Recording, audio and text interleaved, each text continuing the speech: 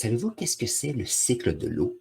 Voyons voir si on peut regarder les points importants de ceci, ce qui se passe et pourquoi ce cycle est très important pour notre environnement, pour bien sûr la croissance de la nourriture et pour nous, bien sûr, les humains. Alors ça ici, c'est un petit dessin en 3 dimensions avec mes talents de dessinateur. On a ici des montagnes, on a ici une petite rivière qui descend, on a ici un petit lac qui se retrouve ici et des plantes là-bas. On pourrait mettre un humain aussi, pourquoi pas? On va mettre un humain qui est ici. Excellent. Donc l'idée ici, comment est-ce que le cycle de l'eau fonctionne? Première chose à considérer, on a le soleil. Le soleil est très important parce que c'est la source d'énergie et de chaleur qui est à la source de la vie sur Terre, mais qui est l'engin qui fait fonctionner tout le cycle de l'eau. Donc, nommons celui-ci. Donc, le soleil. Très bien. Maintenant, lorsqu'il y a le soleil, il y a une augmentation de température. La conséquence de cela, c'est qu'il y a certaines choses qui arrivent. Premièrement, il y a le lac ici qui va se réchauffer un petit peu et il y aura ce qu'on appelle un peu d'évaporation. Donc ça, c'est le deuxième mot aujourd'hui. Donc on a ici l'évaporation. Pouvez-vous voir ceci? Très bien. L'évaporation se retrouve juste ici. Voyons voir si on peut mettre une autre couleur pour aider. Donc l'évaporation, comme ceci, avec un accent comme ça. Mais l'évaporation n'arrive pas seulement sur les lacs. À cause du soleil, il y a bien sûr de l'évaporation qui arrive, bien sûr, avec l'endroit où il y a des plantes. Deuxièmement, il y a aussi avec les arbres ce qu'on appelle la transpiration. Parce que le soleil est en contact avec les feuilles et il y a la photosynthèse, il y a ce qu'on appelle une transpiration de l'eau aussi qui est possible.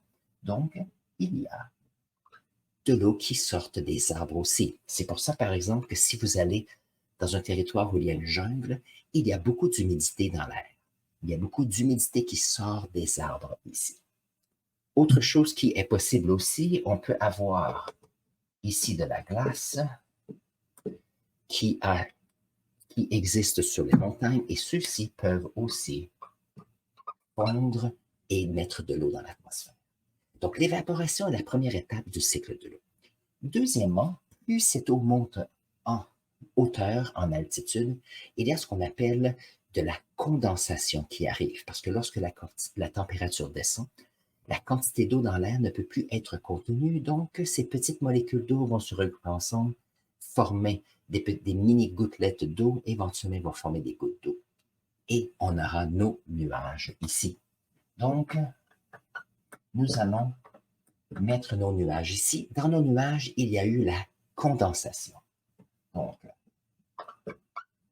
nuage, condensation. Voilà. Et on aura aussi quelques nuages ici.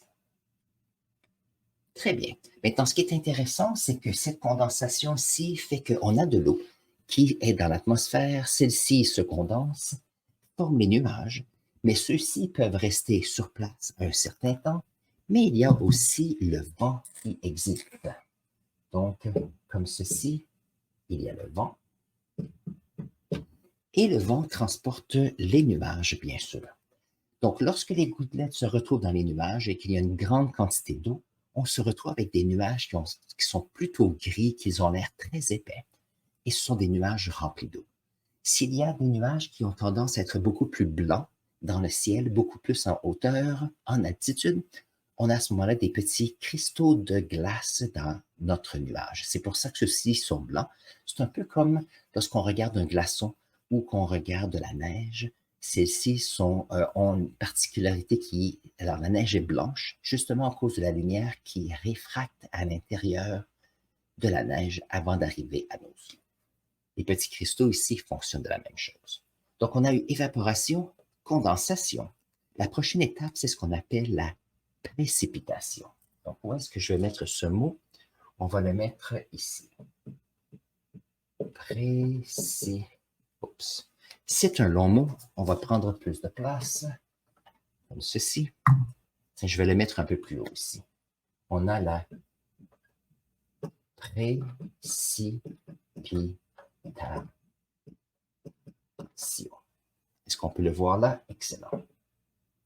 La précipitation ici, qu'est-ce qui se passe? C'est que lorsqu'il y a une certaine quantité d'eau dans les nuages et que les gouttelettes deviennent de plus en plus grosses à devenir des gouttes, on se retrouve avec des gouttelettes qui deviennent grandes, comme ceci, comme ceci, comme ceci, ainsi que là aussi.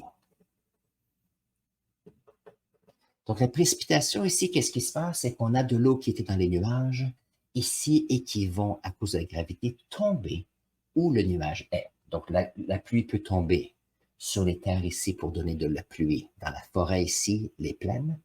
On a ici de l'eau qui peut arriver et tomber sur la montagne.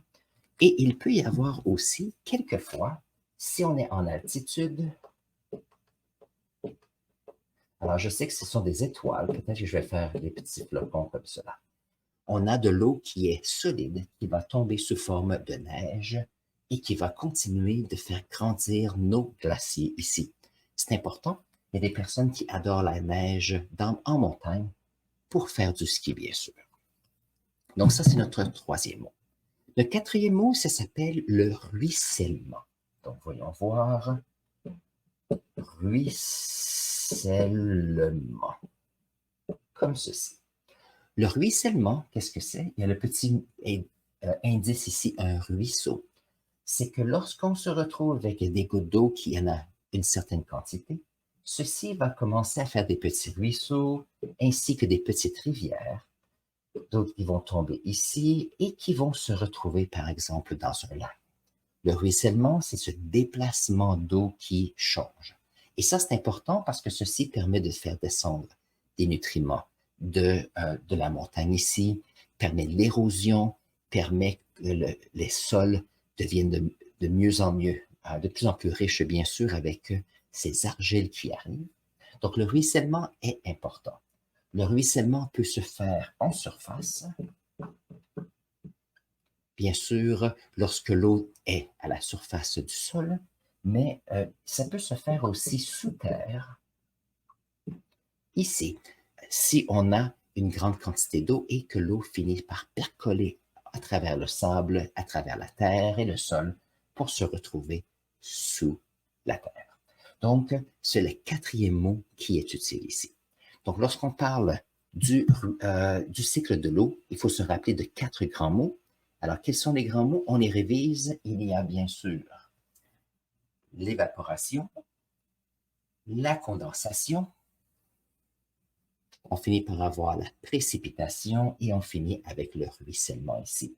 Et ça, c'est un grand cycle parce qu'une fois que l'eau redescend, l'eau finit par avoir une autre évaporation. Donc, l'eau est très recyclée dans notre environnement. Et bien sûr, l'eau des lacs ici finissent dans des rivières plus grandes, qui peuvent finir dans des fleuves et qui finissent dans les océans. Donc, ceux-ci font aussi partie, bien sûr, de notre cycle de l'eau. Si vous avez des questions de clarification sur le cycle de l'eau, mettez-les dans la section clavardage. Je suis ici pour vous aider. Si vous avez des nouvelles questions qui sont survenues suite à cette vidéo, mettez-les dans la section clavardage. Je suis toujours là pour les lire. Et bien sûr, je prends vos idées pour faire d'autres vidéos pour vous aider en sciences. Alors sur ce, je vais mettre ici un lien à une autre vidéo qui se rapporte à l'environnement et on se voit là dans un instant.